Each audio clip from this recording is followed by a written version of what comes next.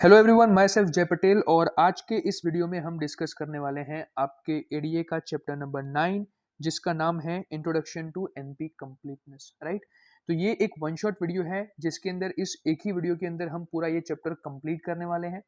Right, so without wasting much time let's start from the first theory जो कि है the class P and NP.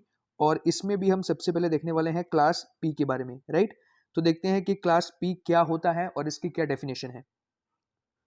The class P consist of those problems that are solvable in polynomial time. इसका मतलब क्या है कि ऐसी set of problems जिन्हें आप पॉलिनोमियल टाइम के अंदर सॉल्व कर सकते हैं उन्हें हम कहेंगे क्लास पी की प्रॉब्लम्स। राइट, और कौन से एल्गोरिथम का यूज करके? By using the deterministic algorithms. अब डिटर्मिनिस्टिक एल्गोरिथम्स का मतलब ये है कि ऐसे एल्गोरिदम जिसका एक फिक्स इनपुट होगा तो उसके लिए आपको एक फिक्स आउटपुट मिलेगा। यानी कि मान लो मेरे पास एक एल्गोरिदम है ऐसे, और इस एल्गोरिदम के अंदर मुझे पता है कि मैं जैसे इनपुट डालता हूं आई तो मुझे उसका आउटपुट मिलेगा ओ। अगर मैंने इनपुट डाला बी तो इसका मुझे आउटपुट मिलेगा सी। यानी कि क्या है कि एवरी टाइम जब मैं कोई फिक्स इनपुट इसके अंदर डालता हूं एल्गोरिदम में तो मुझे पहले से पता ही है कि मुझे ये वाला फिक्स आउटपुट मिलेगा। इस टाइप के एल्गोरिदम्स को हम बोलते हैं डिटर्मिनिस्टिक एल्गोरिदम्स, जिसका एग्जांपल आप ले सकते हैं सॉर्टिंग एल्गोरिदम्स। राइट, तो सॉर्टिंग एल्गोरिदम्स के अंदर आपको पता है कि आप जब किसी भी सॉर्टिंग एल्गोरिदम का यूज करते हैं तो उसका मेन पर्पस क्या होता है कि आपके जो एलिमेंट्स है उसको वो सॉर्ट करके दे दे। तो ये जो एल्गोरिदम्स होते हैं इस टाइप के एल्गोरिदम्स को हम बोलते हैं डिटर्मिनिस्टिक एल्गोरिदम्स। अब देखो यहाँ पे दूसरी बात है कि पॉलिनोमियल टाइम। अच्छा, तो पॉलिनोमियल टाइम का मतलब क्या है भाई? ऐसा टाइम जिसके अंदर जैसे जैसे आप अपने इनपुट को इंक्रीज करोगे आपका जो आउटपुट है वो भी पॉलिनोमियली इंक्रीज होगा। पॉलिनोमियली का मतलब क्या है? यहाँ पे देखो, more specifically they are problems that can be solve in time big of n raise to k. यानी कि ऐसे एल्गोरिदम्स जिनका जो सॉल्विंग का टाइम है वो किस फॉर्मेट में होगा या किस अप्रोच के साथ होगा? Big of n raise to k approach के साथ। Okay, for some constant k where n is the size of the input to the problem. जहां पे एन क्या होगा भाई? आपका size of the input. Okay, ठीक है। देखो यहाँ पे क्या है भाई? बिग ऑफ एन क्यूब, तो ये आपका हो गया पॉलिनोमियल टाइम का एग्जांपल। फिर big of n raise to 4, फिर big of log n. So these are the examples of polynomial time. तो इस टाइम कॉम्प्लेक्सिटी के जो भी एल्गोरिदम्स होते हैं वो सारे किस में आएंगे? हमारे पी क्लास में आएंगे। These are the problems which are solved by the deterministic algorithms. Right, अब यहाँ पे देखो ये एल्गोरिदम हमारे कौन से होंगे भाई? देखो यहाँ पे एक फ्रैक्शनल एब्सेस वाली प्रॉब्लम हो गई, फिर minimum spanning tree MST, then हमारे जितने भी सॉर्टिंग एल्गोरिदम्स है ये सारे आते हैं क्लास पी के अंदर। क्यों? बिकॉज ये सारे एल्गोरिदम्स ऐसे हैं जो हमारी जो प्रॉब्लम्स होती है इनके रिलेटेड वो सारी प्रॉब्लम्स पॉलिनोमियल टाइम के अंदर सॉल्व हो जाती है। ओके, अब यहाँ पे देखो, P is a complexity class that represents the set of all decision problems that can be solved in polynomial time। तो मैंने आपको जो चीज़ बताई वही यहाँ पे कही है कि भाई ये सारे जो भी एल्गोरिदम्स है वो पॉलिनोमियल टाइम के अंदर सॉल्व हो जाते हैं। That is, given an instance of the problem, the answer yes or no can be decided in polynomial time. It means the answer or we can say the output of such algorithms is decided in polynomial time। Okay, और polynomial time का format क्या है? ये वाला format है। Polynomial time का basic मतलब ये है कि जैसे जैसे आप इनपुट को इंक्रीज करोगे राइट वैसे वैसे आपका आउटपुट इंक्रीज होगा। राइट, तो ये हो जाएगा क्या कि भाई जैसे जैसे आपने इनपुट इंक्रीज किया वैसे वैसे आउटपुट को जनरेट करने का जो टाइम है वो भी क्या होता जाएगा भाई? इंक्रीज होता चला जाएगा। राइट, तो इस तरह के एल्गोरिदम्स को हम क्या कहेंगे भाई? Deterministic algorithms. और ये जो हमारा एग्जांपल है वो किस टाइप के प्रॉब्लम्स का होगा? पी क्लास के प्रॉब्लम्स का होगा। राइट, तो ये हमारी पहली थियरी फिनिश हो गई। Next, NP class. ओके, अब ये एनपी क्लास क्या है? देखो, तो यहां पर ये हमारे पी क्लास का उल्टा, NP is non deterministic polynomial time. Non deterministic का मतलब क्या है भाई? अब यहां पर आपको पता नहीं है कि एग्जैक्ट आउटपुट क्या मेरे पास आएगा, या तो फिर ऐसे ये प्रॉब्लम्स है जिसे आप पॉलिनोमियल टाइम के अंदर सॉल्व नहीं कर सकते हैं। The class NP consist of those problems that are verifiable in polynomial time. अच्छा, बट ये वेरीफाइबल है पॉलिनोमियल टाइम में। अब इसका क्या मतलब है? देखो, एक मैं आपको एग्जांपल के साथ समझाता हूं। मैंने आपको जैसे कहा कि आपको एक पजल को सॉल्व करना है। ओके, एक पजल को सॉल्व करना है और ये पजल ऐसा है कि आपने शायद बचपन में ये चीज़ खेली होगी कि हमारे पास ऐसे छोटे छोटे पजल के रेक्टेंगल शेप के, फिर स्क्वायर शेप के, फिर सर्कल शेप के, ऐसे छोटे छोटे टुकड़े हुआ करते थे जिन्हें एक साथ जोड़ के हमें कुछ बनाना होता था। ओके, हम कई बार कोई घर बनाना होता था या तो फिर कोई कार बनानी होती थी, तो ऐसे पजल्स को हमें जोड़ के, इन सभी पीसेस को जोड़ के हमें ऐसे स्ट्रक्चर्स बनाने होते थे। तो मान लो कि आपको एक ऐसा पजल बनाना है, राइट। अब ये पजल जो है आप इसको कंसिडर कर लो आपकी एनपी प्रॉब्लम। क्यों? क्योंकि जब मैं आपको कहूंगा कि आपको पजल बनाना है तो आपको पजल बनाने में थोड़ी डिफिकल्टी होगी, बिकॉज फर्स्ट टाइम जब आप ट्राई करोगे तो मे बी आप इसके ऊपर ये वाला पीस रखोगे, फिर आप चेक करोगे कि भाई नहीं ये तो सही से नहीं बैठ रहा, तो फिर आप उसको यहाँ से मतलब नीचे उठाओगे, फिर दूसरा कॉम्बिनेशन ट्राई करोगे। तो आपको बहुत सारे अलग अलग कॉम्बिनेशन को ट्राई करके फाइनली आपका सोल्यूशन बनाना पड़ता है, राइट। तो ये क्या हो गया? एनपी प्रॉब्लम हो गया। क्यों? क्योंकि यहाँ पर पॉलिनोमियल टाइम में या तो फिर फिक्स्ड टाइम में आपको सॉल्यूशन नहीं मिलने वाला है। इट कैन डिपेंड और इट कैन वेरी, ठीक है। कई बार आपको जल्दी सॉल्यूशन मिल सकता है, कई बार आपको बाद में मिल सकता है, लेकिन यूजुअली आपको टाइम तो लगेगा और आप फिक्स नहीं कह सकते कि भाई मुझे कितना टाइम लगेगा। यानी कि यहां पर आपका जो टाइम है वो पॉलिनोमियली चेंज नहीं होगा। आप फिक्स नहीं कह सकते कि भाई अगर आप ये वाला इनपुट डालोगे तो आप इतने टाइम में आउटपुट को पा ही लोगे।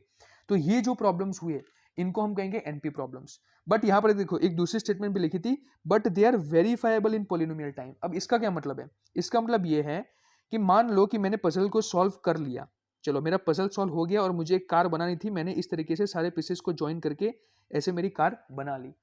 तो अब इसको मुझे वेरीफाई करना है कि भाई चलो कार बन गई या नहीं बन गई। तो आप देख सकते हो ना कि कार तो बन गई है, राइट। तो मैंने वेरीफाई तो कर लिया कि हाँ भाई चलो तुमने सारे पीसेस को ज्वाइन किया और यहां पर मेरे पास आउटपुट है, यानी कि ये मेरी जो कार मुझे बनानी थी वो मैंने देख ली। तो उसको वेरीफाई करने में क्या मुझे ज्यादा टाइम लगा? नहीं। तो इसका मतलब क्या हुआ कि मेरे प्रॉब्लम को वेरीफाई करने में या तो फिर मेरा सोल्यूशन जो मुझे मिला उसको वेरीफाई करने में मुझे ज्यादा टाइम नहीं लगेगा, यानी कि मुझे नॉन पॉलिनोमियल टाइम उसमें नहीं लगेगा। वो काम हो जाएगा मेरा इन पॉलिनोमियल टाइम, ठीक है। ये काम मेरा पॉलिनोमियल टाइम के अंदर हो जाएगा। तो यहां पे देखो अभी क्या लिखा है आगे। NP is the class of decision problems for which it is easy to check the correctness। तो देखो करेक्टनेस को चेक करना is easy of a claimed answer with the help of a little extra information. कि भी आपके पास extra information क्या होगी? यहाँ पे जैसे पजल वाला केस था उसमें एक्स्ट्रा इन्फॉर्मेशन आपके पास क्या होगी? तो एक्स्ट्रा इन्फॉर्मेशन ये हो सकती है कि आपको पहले से पता है कि मुझे क्या चाहिए, मुझे एक कार चाहिए, मुझे एक कार का पजल सॉल्व करना है। तो ये आपकी एक्स्ट्रा इन्फॉर्मेशन हुई। फिर आपने सिर्फ चेक किया कि भाई यहाँ पर जो मुझे सॉल्यूशन मिला क्या वो एक कार की इमेज है या तो फिर एक कार का पजल है। तो क्या भाई हाँ है, तो इसका मतलब ये मेरा वेरीफाई हो गया पॉलिनोमियल टाइम के अंदर अंदर, right. Hence we are not asking for a way to find a solution. यानी कि हम यहां पर ये बात नहीं कर रहे हैं कि भाई सोल्यूशन में कितना टाइम लगा, क्योंकि सोल्यूशन में तो बहुत ज्यादा टाइम लग सकता है, but only to verify that an alleged solution is really correct. But हमें बस यही चेक करना है कि यहाँ पर जो हमारा एलिग्ड सोल्यूशन है, यानी कि जो सोल्यूशन हमने बनाया है वो करेक्ट है या नहीं है।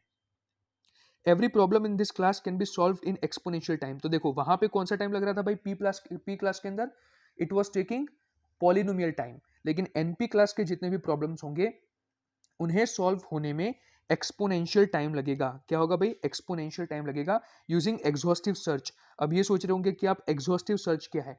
एग्जॉस्टिव सर्च कुछ भी नहीं है, it is just your brute force approach. अब जिनको नहीं पता है कि ब्रूट फोर्स अप्रोच क्या है, मैं आपको फटाफट से समझा देता हूं। यहां पर आप क्या करेंगे भाई? आप सारे पॉसिबल कॉम्बिनेशंस को चेक करेंगे। जैसे कि मैंने आपको ये दिया एग्जांपल, चलो पजल वाला तो था ही, एक दूसरा एग्जांपल लेते हैं। जैसे कि मेरा लॉक है, मेरी बैग है, मेरी सूटकेस है, उसका कुछ लॉक का की होगा, राइट। और ये मतलब 3 नंबर होंगे इसके अंदर, जैसे कि उसका लॉक है 234। अब ये मेरा वाला लॉक है। अब आपको तो पता नहीं है कि भाई इसका जो कोड है वो क्या है, राइट। और अब मैं आपसे कह दूं कि भाई आप इस लॉक को तोड़ के दिखाओ या तो फिर इसको खोल के दिखाओ, राइट। तो अब यहाँ पर जब आप ब्रूट फोर्स अप्रोच का यूज करोगे तो क्या करोगे भाई? आप सारे पॉसिबल कॉम्बिनेशंस को चेक करोगे। यानी कि पहले आप डालोगे 0 0 0, चलो भाई इससे नहीं खुला। फिर आप डालोगे 0 0 1, चलो इससे नहीं खुला। आप डालोगे 0 0 2, यानी कि ऐसे कर करके आप सारे पॉसिबल कॉम्बिनेशंस को चेक करोगे। अब आप सोचो, जब आप इतना धीरे धीरे धीरे धीरे सारे कॉम्बिनेशंस को चेक करोगे तो कितना ज्यादा टाइम लगेगा। It would take exponential time, और इसी की वजह से इसको बोलते हैं एग्जॉस्टिव सर्च, जिसमें आप एग्जॉस्ट हो जाओगे सर्चिंग करते करते, राइट। बहुत ज्यादा टाइम लग जाएगा। तो ये था हमारा एनपी क्लास के बारे में इंफॉर्मेशन। अब आगे बढ़ते हैं। देखो अब यहां पर देखो एक बहुत अच्छी रिलेशन दे रखी है। P is what? P is set of problems that can be solved in polynomial time। यानी कि ऐसा सेट ऑफ प्रॉब्लम जो पॉलिनोमियल टाइम के अंदर सॉल्व हो जाए उसे हम P सेट कहते हैं। और NP क्या है भाई? Set of problems for which a solution can be verified in polynomial time. यानी NP एक ऐसा सेट ऑफ प्रॉब्लम्स है जिनका सोल्यूशन आप पॉलिनोमियल टाइम के अंदर वेरीफाई कर सकते हो। अब यहाँ पे बहुत इंपॉर्टेंट रिलेशन है कि P is the subset of NP। इसका क्या रीजन है? कई बार आपको एग्जाम में ये पूछ लेगा कि भाई why P is called the subset of NP। तो इसका बेसिक रीजन क्या है भाई? देखो, जो सेट ऑफ प्रॉब्लम्स आपका पॉलिनोमियल टाइम में सॉल्व हो जाता है, वो पॉलिनोमियल टाइम में वेरीफाई तो हो ही जाएगा ना, राइट? तो हमारा P वाला जो सेट है वो कैसा है भाई? ये पॉलिनोमियल टाइम में सॉल्व भी हो जाता है और साथ में वो अगर सॉल्व हो रहा है तो वेरीफाई भी हो ही जाएगा ना। तो इसका मतलब क्या हुआ कि ये NP का क्या हो गया? एक सबसेट हो गया। बिकॉज NP क्या कह रहा है भाई? NP एक ऐसे सेट ऑफ प्रॉब्लम्स को रिप्रेजेंट करता है जो कि पॉलिनोमियल टाइम के अंदर क्या हो सकते हैं? वेरीफाई हो सकते हैं। तो NP हो गया हमारा बड़ा सेट, ठीक है, यानी कि वो सारे प्रॉब्लम्स जो पॉलिनोमियल टाइम के अंदर वेरीफाई हो सकते हैं, और उसमें एक हमारा ऐसा छोटा सेट होगा जो पॉलिनोमियल टाइम के अंदर वेरीफाई तो होगा ही, लेकिन उसके साथ साथ वो पॉलिनोमियल टाइम में सॉल्व भी होगा। इसलिए जो आपका P है वो हमेशा NP का क्या कहलाएगा भाई? सबसेट कहलाएगा। ओके, तो चलो P एंड NP क्लास आपको क्लियर हो गया होगा, मैं आशा रखता हूं। अब हम बात करते हैं क्लासिफिकेशन ऑफ NP प्रॉब्लम्स। अब ये हमारी जो NP प्रॉब्लम्स है, राइट, ये NP प्रॉब्लम्स अभी दो और टाइप में डिवाइडेड है, जो कि है एक हमारा NP कंप्लीट और एक है NP हार्ड। अब ये दोनों बहुत ही इंपॉर्टेंट टॉपिक है, तो इसको ध्यान से देखना, ये क्या कहना चाहते हैं। NP-complete problems are a set of problems to each of which any other NP problem can be reduced in polynomial time and whose solution may still be verified in polynomial time. अब NP-complete problems क्या है भाई? These are a set of problems to each of which any other NP problem can be reduced in polynomial time, right? यानी कि अब चलो इसको भी हम एक एग्जांपल से समझते हैं ताकि आपको और ज्यादा क्लियर हो जाए। यानी कि समझो, मेरे पास बहुत सारे सेट ऑफ प्रॉब्लम्स है, यानी कि मेरे पास बहुत सारे ऐसे पजल्स हैं जो मुझे सॉल्व करने हैं, राइट? चलो, ये मेरा पजल 1 है, ये मेरा पजल 2 है, ये मेरा पजल 3 है, ये मेरा पजल 4 है, and this all are my NP problems. मैंने आपको पहले ही बताया कि भाई पजल सॉल्व करने में बहुत ज़्यादा टाइम लग सकता है, बिकॉज आपको बहुत सारे अलग अलग कॉम्बिनेशंस चेक करने पड़ेंगे। तो चलो, ये हमारा पजल 1 हो गया, ये पजल 2 हो गया, ये पजल 3 हो गया, पजल 4 हो गया, और ये सारे के सारे हमारे NP प्रॉब्लम्स हैं। अब समहाउ, किसी तरीके से अगर मैं इस पजल को सॉल्व कर लूं, राइट, अगर किसी तरीके से मैंने इस पजल को सॉल्व कर दिया, तो इस पजल को सॉल्व करने में जो मैंने इंफॉर्मेशन यूज की थी उसकी मदद से मैं ये सारे पजल्स भी सॉल्व कर सकता हूं। This is what NP complete problem is trying to say, right? अब देखो, इस डेफिनेशन को फिर से देखो, क्या कह रहा है भाई?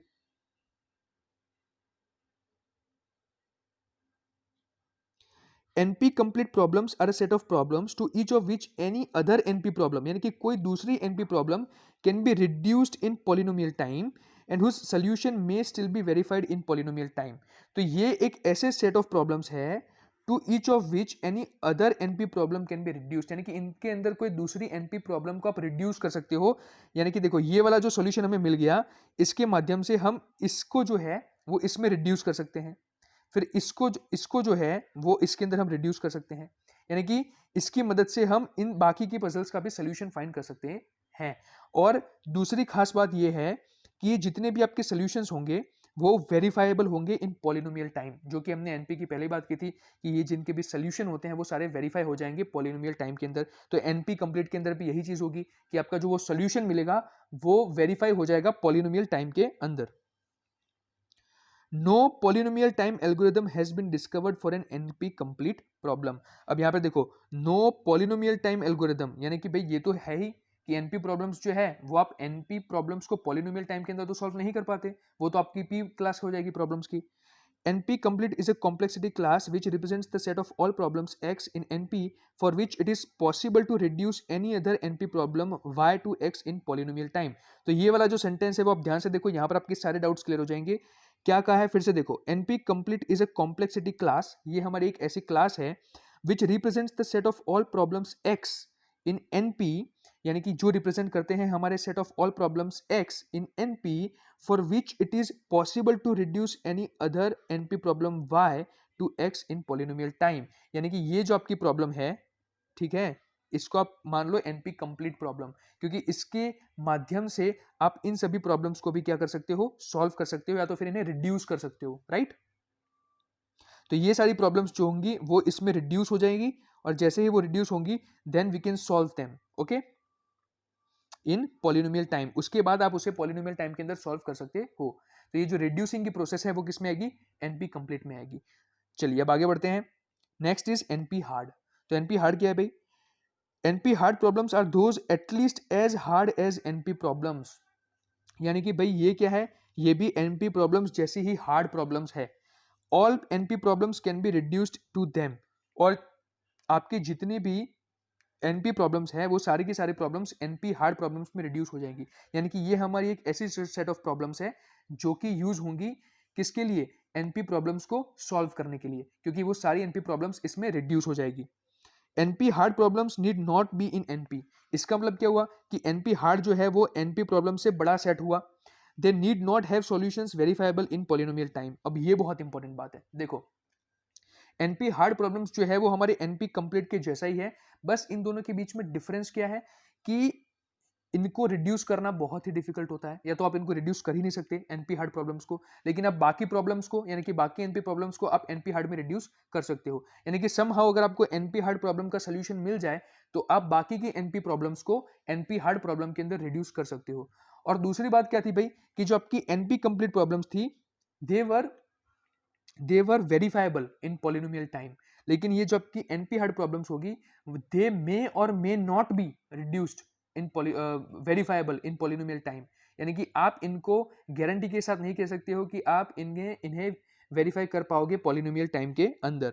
तो इसकी प्रिसाइज डेफिनेशन क्या होगी भाई, the precise definition here is that a problem x is np hard if there is an np complete problem y such that y is reducible to x in polynomial time। यानी कि आप ऐसा मान सकते हो कि सबसे बड़ा सेट हमारा होगा np हार्ड का, राइट जिसके अंदर बाकी सारी जो एनपी प्रॉब्लम्स होगी, जिसमें हमारी एनपी कंप्लीट भी आ गई और दूसरी एनपी प्रॉब्लम्स, वो सारी रिड्यूस हो सकती है। वो सारी क्या हो सकती है भाई, रिड्यूस हो सकती है। यानी कि इसके माध्यम से एनपी हार्ड के माध्यम से आप बाकी की जो एनपी प्रॉब्लम्स है उन्हें आराम से सॉल्व कर सकते हो अगर आप एक बार एनपी हार्ड को सॉल्व कर दो तो, राइट। बट एनपी हार्ड को खुद सॉल्व करना वो बहुत ही ज्यादा डिफिकल्ट है।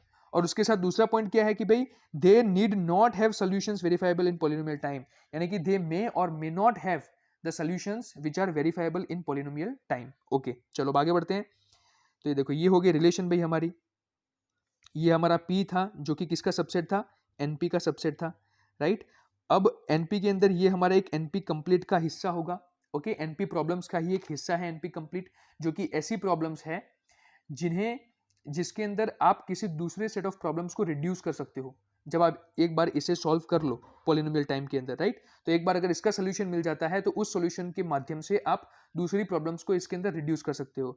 और एनपी हार्ड एक ऐसा सेट है जो कि सबसे ज्यादा हार्ड एनपी प्रॉब्लम्स को कंसिस्ट करता है। और एक बार अगर आपको एनपी हार्ड प्रॉब्लम का सोल्यूशन मिल जाए तो उसके अंदर आप बाकी की सारी एनपी प्रॉब्लम्स को रिड्यूस कर सकते हो और उन्हें सॉल्व कर सकते हो, राइट। तो सबसे बड़ा सेट हमारा कौन सा होगा, एनपी हार्ड का होगा। ओके नेक्स्ट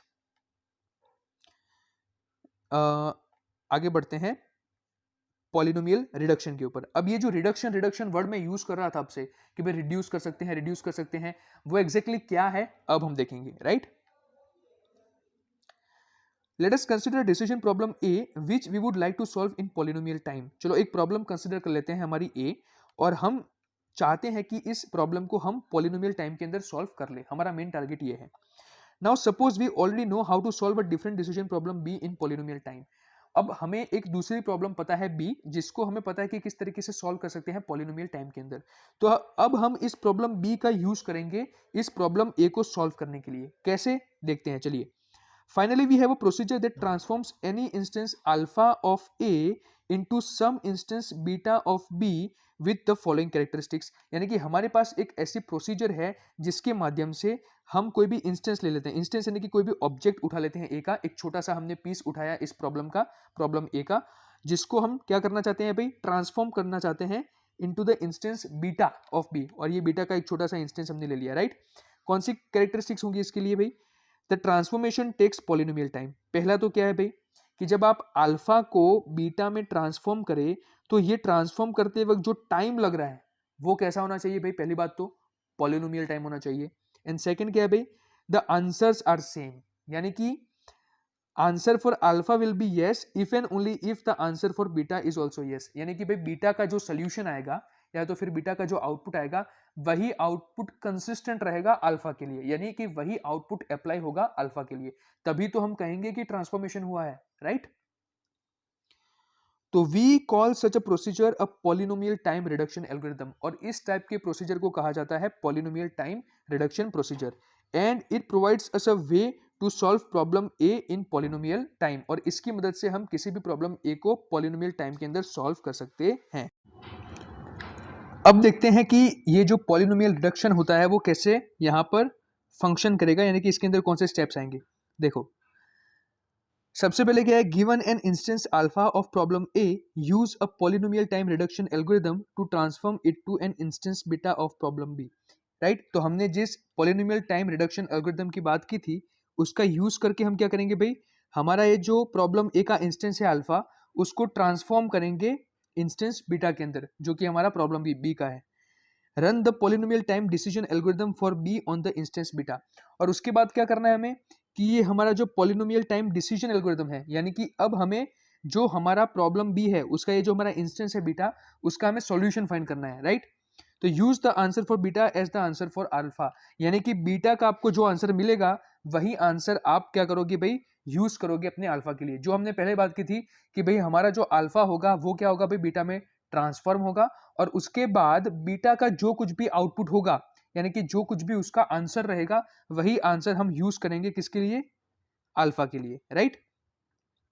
तो यहां पे लिखा है देखो, in other words by reducing solving problem A to solving problem B, we use the easiness of B to prove the easiness of A, यानी कि बी को सॉल्व करके हम ए को सॉल्व कर सकते हैं, या तो फिर बी का जो हमें जो सॉल्यूशन मिलेगा वही सॉल्यूशन हमारे ए के लिए अप्लाई होगा, राइट। तो यहाँ पे देखो स्टेप्स दे रखे हैं कि हमारा अल्फा जो होगा उसका सबसे पहले पॉलिनोमियल टाइम रिडक्शन होगा, राइट। तो फिर वो हमारा ट्रांसफॉर्म हो जाएगा बीटा के अंदर, उसके बाद बीटा के ऊपर हम सॉल्यूशन फाइंड करने के लिए एल्गोरिथम रन करेंगे, वो हमारा एल्गोरिथम होगा polynomial time algorithm to decide B, और बी का जो कोई भी हमें आंसर मिलेगा, यानी कि जो कोई भी हमें डिसीजन मिलेगा वही अप्लाई होगा हमारे ए के लिए, राइट। तो ये थियरी यहाँ पे कंप्लीट होती है। अब देखते हैं एनपी हार्ड प्रॉब्लम्स के एग्जाम्पल्स, राइट। तो यहाँ पर सबसे पहला एग्जाम्पल है हमारे लिए हैमिल्टोनियन साइकिल्स। तो देखते हैं कि हैमिल्टोनियन साइकिल्स किसे कहते हैं। Hamiltonian path is an in an undirected graph is a path that visits each vertex exactly once. तो ये हमारा एक अनडायरेक्टेड ग्राफ होगा जिसके अंदर हमें हर एक वर्टेक्स को एग्जैक्टली वंस विजिट करना है, राइट। अ हैमिल्टोनियन साइकिल और a Hamiltonian circuit is a Hamiltonian path such that there is an edge from the last vertex to the first vertex of the Hamiltonian path।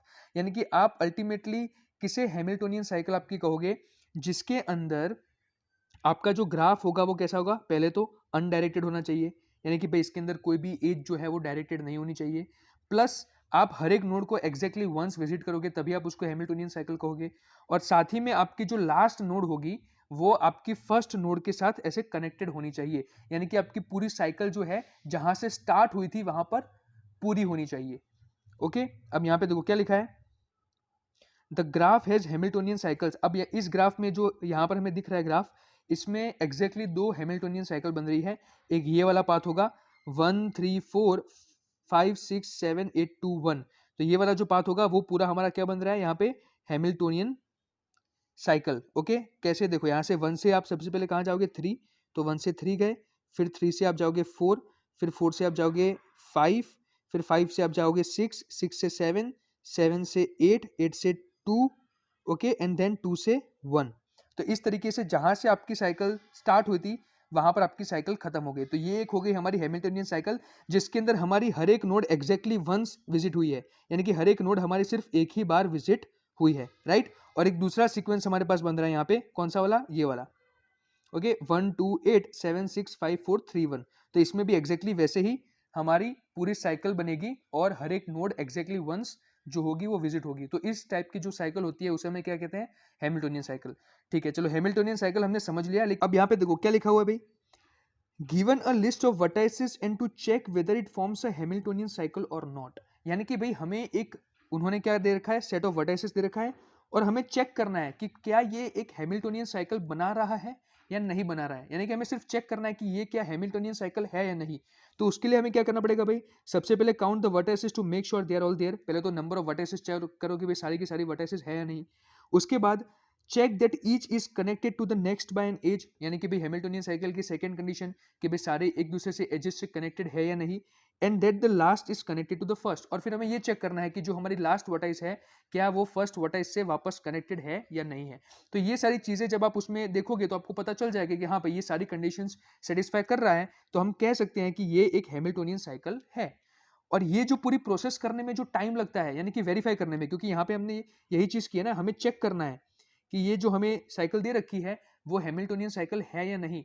तो उसको check करने में जो time लगेगा, यानी कि उसको वेरीफाई करने में जो टाइम लगेगा, वो कैसा लगेगा यहाँ पे, वो पॉलिनोमियल लगेगा। क्यों, यहाँ पे देखो भाई हमारे प्रॉब्लम में क्या था भाई, it takes the time proportional to n because there are n vertices to count and n edges to check. जब हमें वो वेरीफाई करने के लिए कहेगा कि भाई आप वेरीफाई करो कि ये हैमिल्टोनियन साइकिल है या नहीं, तो हमने क्या करना है भाई, हमें तो नंबर ऑफ वर्टाइसेस चेक करनी है। तो एन, जैसे कि नंबर ऑफ वर्टाइसेस एन है और नंबर ऑफ एजेस एन है, तो हमारा जो टाइम होगा वो किससे प्रोपोर्शनल होगा, सीधा एन से प्रोपोर्शनल होगा। इसलिए हमारी जो टाइम कॉम्प्लेक्सिटी होगी वो कैसी होगी भाई, पॉलिनोमियल होगी। तो इससे आप क्या कह सकते हो कि जब हमें वेरीफाई करना होगा कि गिवन साइकिल हैमिल्टोनियन साइकिल है या नहीं, तो उसमें टाइम कैसा लगेगा, पॉलिनोमियल लगेगा। तो ये हमारे एनपी हार्ड प्रॉब्लम का कैसा केस हो गया, जहां पर वेरीफाई करने में जो टाइम लग रहा है वो लग रहा है पॉलिनोमियल। अब उसी जगह to find the Hamiltonian cycle from the given graph there are n factorial different sequences of vertices that might be Hamiltonian paths in a given n vertex graph। लेकिन अगर उसी जगह मुझे कोई ग्राफ दे दिया गया हो और ये कहा हो कि भाई इसमें से सारी पॉसिबल हैमिल्टोनियन साइकिल्स को फाइंड करो, तो अब यहां पर मेरे सीक्वेंसेस कितने बन जाएंगे, n factorial. So a brute force search algorithm that tests all possible sequences can not be solved in polynomial time.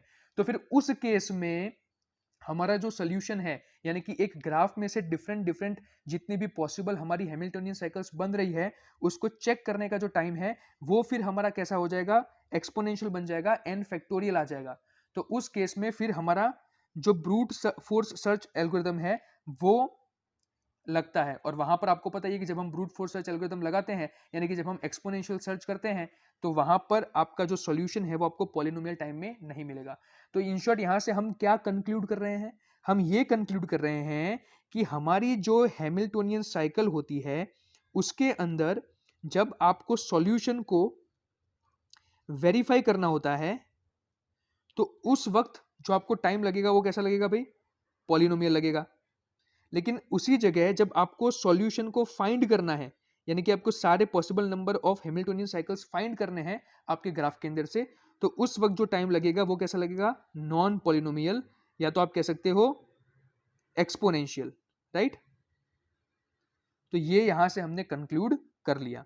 अब वैसे ही हमारी दूसरी प्रॉब्लम आती है जो कि है ट्रेवलिंग सेल्समैन प्रॉब्लम। ठीक है, ये भी हमारे एनपी हार्ड प्रॉब्लम का एक एग्जांपल है, तो अब इसको देखते हैं।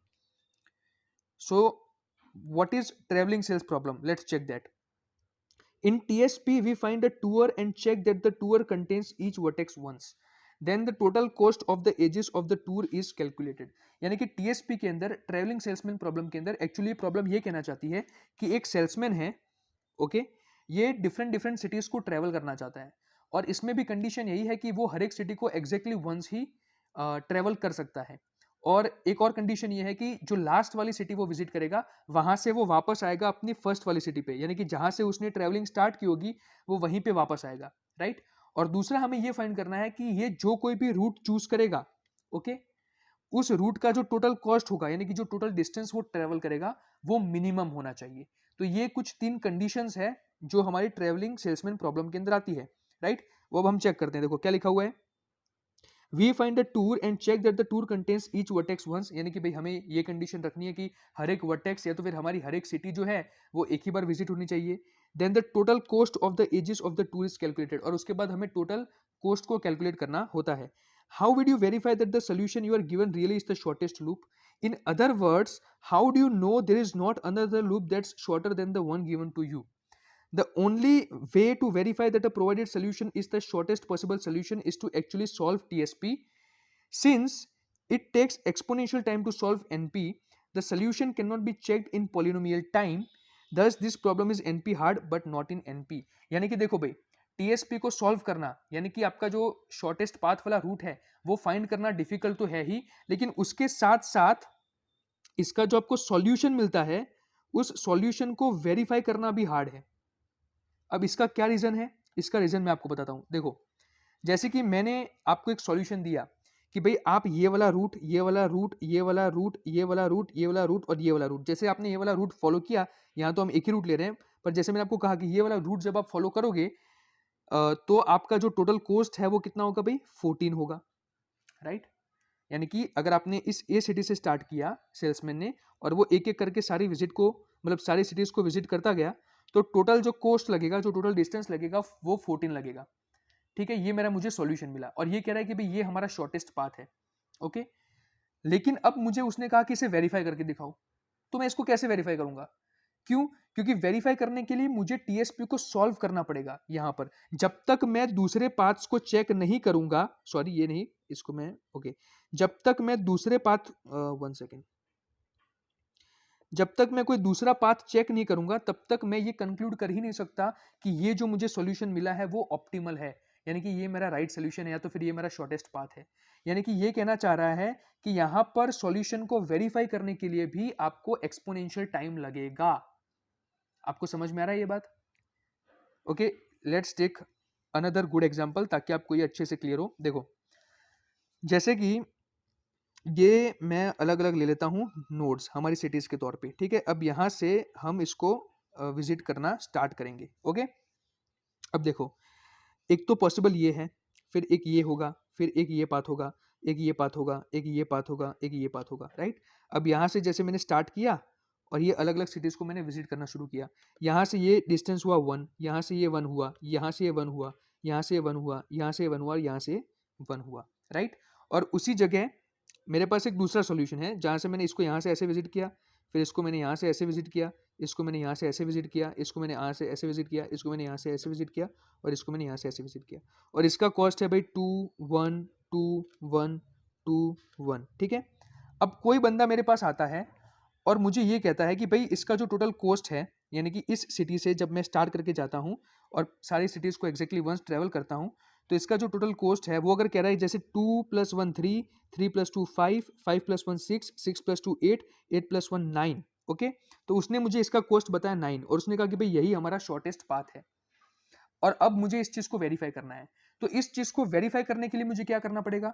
मुझे एक्चुअल में दूसरे पाथ्स को एक्सप्लोर करना पड़ेगा, यानी कि मुझे ये वाला पाथ तो चेक करना ही पड़ेगा, उसके अलावा मुझे ये वाले पाथ भी चेक करने पड़ेंगे। यहाँ तो सिर्फ मैंने ये 2 ही अलग अलग पाथ लिए हैं, इसके अलावा बहुत सारे मल्टीपल पाथ हो सकते हैं, तो उसके लिए हमें एक्सपोनेंशियल टाइम लग सकता है, राइट? चेक करने के लिए कि कौन सा शॉर्टेस्ट पाथ है, क्योंकि इस केस में उसने तो क्लेम कर दिया कि भाई 9 होगा, लेकिन एक्चुअल देखने जाओ तो देखो 1 2 3 4 5, एक्चुअल में हमारा आंसर 5 आना चाहिए।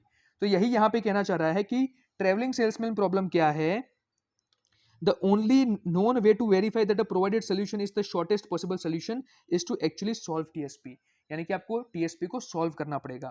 तो since it takes exponential time to solve NP, the solution cannot be checked in polynomial time। तो यहाँ पर आप इस solution को polynomial time में check नहीं कर सकते। और उसी जगह जब हमने हैमिल्टोनियन का केस देखा तो वहां पर हम उस सॉल्यूशन को पॉलिनोमियल टाइम के अंदर वेरीफाई कर पा रहे थे। तो ये दोनों हमारे एग्जांपल्स हो गए, जिसमें एक एग्जांपल ऐसा था हैमिल्टोनियन वाला जिसमें हमारा सॉल्यूशन वेरीफाइबल था पॉलिनोमियल टाइम के अंदर, और ये एक दूसरा एग्जांपल है ट्रैवलिंग सेल्समैन प्रॉब्लम वाला जिसमें हमारा जो सॉल्यूशन है वो वेरीफाइबल नहीं है पॉलिनोमियल टाइम के अंदर, राइट? तो अगर आपसे पूछा जाए कि भाई एग्जांपल दो जिसके अंदर सॉल्यूशन हमारा पॉलिनोमियल टाइम में वेरीफाइबल ना हो, तो उसमें आप टीएसपी का एग्जांपल दे सकते हो, राइट? चलो, मैं आशा रखता हूं कि आपको ये चीज़ काफ़ी अच्छे से क्लियर हो गई होगी। मैंने अपना पूरा ट्राई किया है ये एक्सप्लेन करने के लिए।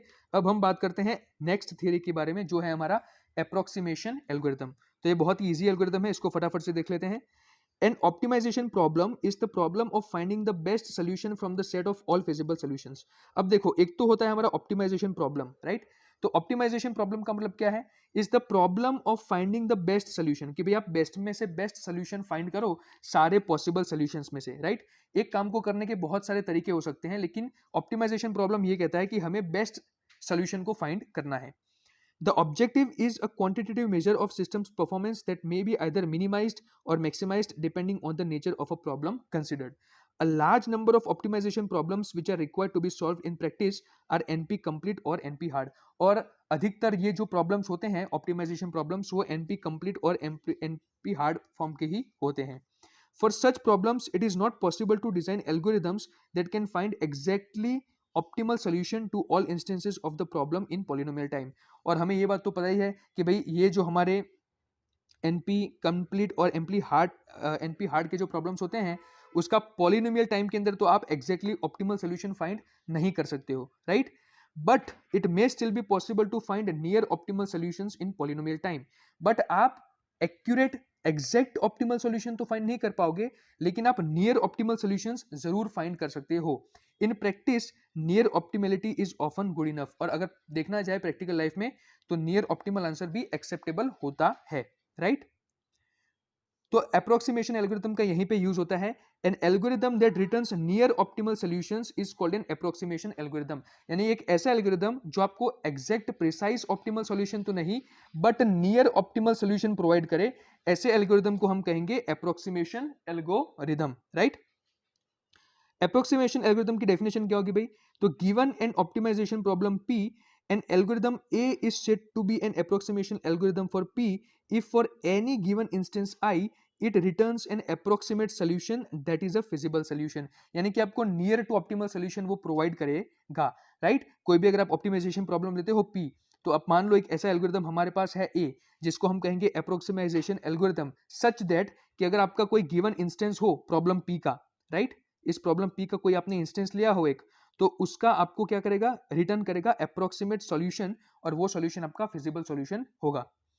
The goal of an approximation algorithm is to come as close as possible to the optimum value in a reasonable amount of time which is at the most polynomial time. यानी कि हमारा main इसमें motivation क्या है कि polynomial time के अंदर अंदर पॉसिबल अगर हो पाए तो हम जो हमारा ऑप्टिमम वैल्यू है यानी कि एक्यूरेट आंसर है उसके जितने क्लोज आ सके उतने आ पाए, इसी चीज के लिए हम अप्रोक्सीमेशन एल्गोरिथम का यूज करते हैं. तो आशा रखता हूं कि आपको अप्रोक्सीमेशन एल्गोरिथम समझ में आ गया होगा. एक छोटा सा एग्जांपल देता हूं आपको. जैसे कि मान लो कि आपको किसी सिटी में जाना है, राइट? आपको किसी शहर में जाना है और आपने उसका रास्ता जानने के लिए गूगल मैप का यूज किया. अब मे बी गूगल मैप आपको एकदम शॉर्टेस्ट पाथ ना बताए, लेकिन आपको एक अच्छा खासा एक रास्ता दिखा दे जिसके थ्रू आप उस सिटी तक पहुंच पाओ, राइट? और ये जो पाथ आपको दिया वो path near to the shortest path है, राइट? तो इसको आप क्या कहोगे भाई? अपना एक अप्रोक्सीमेट या तो फिर हम कहेंगे नियर टू ऑप्टिमल सोल्यूशन कहेंगे, क्योंकि हमारा ऑप्टिमल सोल्यूशन था हमारा शॉर्टेस्ट पाथ, लेकिन गूगल मैप ने हमको जो पाथ दिया वो भी close to the real optimal path था. तो ये यहाँ पे हम अप्रोक्सीमेशन का फंडा जो है इसके साथ रिलेट करवा सकते हैं, राइट? चलिए अब बढ़ते हैं हमारी लास्ट थ्योरी की तरफ जो कि है रेंडमाइज्ड एल्गोरिथम्स. तो ये भी काफी इंटरेस्टिंग थ्योरी है, काफी इजी है, आपको फटाफट से समझ में आ जाएगा. Probability and randomness are often used as a tool for algorithm design and analysis, as in many cases we know very little about the input distribution. यानी कि जब आपके एल्गोरिथम के लिए आपको जो इनपुट है उसके बारे में आपके पास बहुत कम इंफॉर्मेशन हो, यानी आपको पता नहीं है कि आपको एग्जैक्टली कैसा इनपुट इस पर्टिकुलर एल्गोरिथम को देना है, तो उस वक्त आप रेंडमाइज्ड एल्गोरिथम्स का यूज कर सकते हैं. क्यों? क्योंकि आपको खुद ही नहीं पता है कि आप कैसा इनपुट डिस्ट्रीब्यूशन रखने वाले हो. तो ऐसे केस में अच्छा यही है कि आप कोई रैंडम इनपुट चूज कर लो, और ऐसे केस में हम रेंडमाइज्ड एल्गोरिथम का यूज करेंगे. Even if we do know something about the distribution, we may not be able to model this knowledge computationally. More generally, we call an algorithm randomized if its behavior is determined not only by its input but also by values produced by a random number generator. यानी कि जो हमारी values generate होती है, right, वो भी आप as a random input treat कर सकते हो. A randomized algorithm is an algorithm that employs a degree of randomness as part of its logic. For example, in randomized quicksort, we use a random number to pick the next pivot. तो आपको पता ही होगा randomized quicksort के अंदर क्या होता है. वैसे तो अगर हम नॉर्मल quicksort की बात करें तो उसके अंदर हम हर बार हमारा जो पाइवोट एलिमेंट होता है उसको फिक्स लेते हैं, लेकिन randomized quicksort के अंदर हर बार रैंडम पाइवोट जनरेट होता है, और उसकी वजह से एक्चुअल में हमारी जो टाइम कॉम्प्लेक्सिटी होती है वो कम होती है, right? The algorithm typically uses uniformly randomly bits as an auxiliary input to guide its behavior. In the hope of achieving good performance in the average case over all possible choices of random bits. और इसकी वजह से यही हमें benefit होता है। देखो क्या लिखा है यहाँ पे, it is typically use to reduce either the running time और टाइम कॉम्प्लेक्सिटी और द मेमोरी यूज्ड और space complexity in a standard algorithm. तो ये रैंडमाइजेशन एक्चुअली में हमें हेल्प करता है। इसकी मदद से आपकी टाइम कॉम्प्लेक्सिटी रिड्यूस हो सकती है, रनिंग टाइम जिसको हम कहेंगे, फिर जो मेमोरी, जो स्पेस, आपकी जो स्पेस कॉम्प्लेक्सिटी है वो डिक्रीज हो सकती है। तो एक्चुअली में it is helping us, right. अगर मुझे आपका इसे एक नॉन टेक्निकल अगर मुझे आपको एग्जांपल देना हो इस पूरी थ्योरी को एक्सप्लेन करने के लिए, तो हम एक एग्जांपल ले सकते हैं कि मान लो कि आपके फ्रेंड्स हैं सारे, राइट,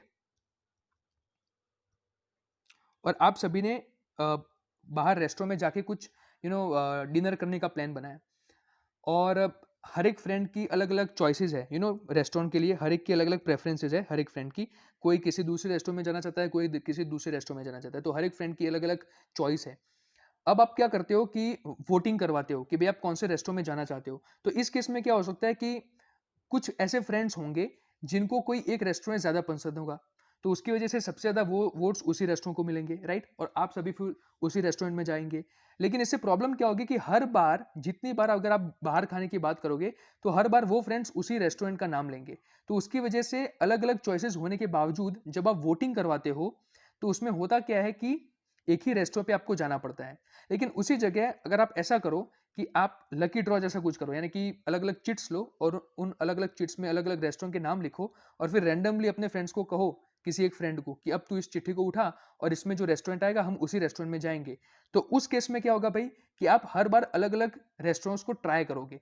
तो उससे ये भी हो सकता है कि क्या पता जिस रेस्टोरेंट में आप कभी गए नहीं हो उसका कुछ टेस्ट अच्छा हो, या फिर आपका जो डिसीजन है वो आपको बाद में अच्छा लगे। हाँ, कुछ केसेस में ऐसा हो भी सकता है कि आपका डिसीजन आपको राइट ना लगे, बट रैंडमनेस ऐड करने की वजह से क्या हुआ, डिफरेंट प्रोबेबिलिटीज बढ़ गई, राइट, सक्सेस के चांस बढ़ गए, फेलियर के भी बढ़ते हैं लेकिन उसके साथ साथ सक्सेस के चांस ज्यादा बढ़ जाते हैं। तो इस तरीके से हम समझ सकते हैं एक नॉन टेक्निकल एग्जांपल की मदद से कि रैंडमाइज्ड एल्गोरिथम कैसे काम करता है। यहाँ पे जो हमने लकी ड्रॉ करवाया वैसा ही काम कुछ रैंडमाइज्ड एल्गोरिथम करता है, जिससे मोनोटोनस जो हर बार आप डिसीजन ले रहे थे, यानी कि एक जैसा डिसीजन जो हर बार आ रहा था वोटिंग करवाने की वजह से, वो नहीं आएगा। तो ये एक नॉन टेक्निकल एग्जांपल मैंने आपको दिया जिसकी मदद से आप इसके कॉन्सेप्ट को समझ सको, राइट। तो ये हमारे इस चैप्टर की लास्ट थियरी थी। आशा रखता हूं कि यहाँ पर आपको सारी चीजें अच्छे से समझ आ गई होगी, और इसी के साथ आज का ये वीडियो हम एंड करते हैं। Thank you so much.